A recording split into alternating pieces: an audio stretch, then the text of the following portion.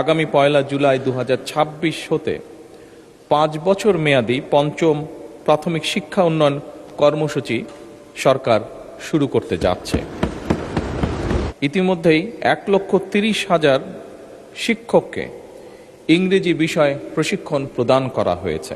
বর্তমানে প্রাথমিক বিদ্যালয়গুলোতে মোট শিক্ষকের সংখ্যা 3,76,489 জন।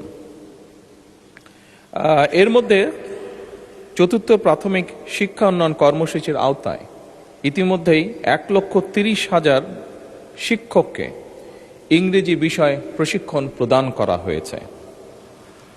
মাননীয় সংসদ সদস্য, আপনি জেনে আনন্দিত হবেন যে আগামী 1 জুলাই 2026 হতে 5 বছর মেয়াদী পঞ্চম প্রাথমিক শিক্ষা উন্নয়ন কর্মসূচি সরকার শুরু করতে যাচ্ছে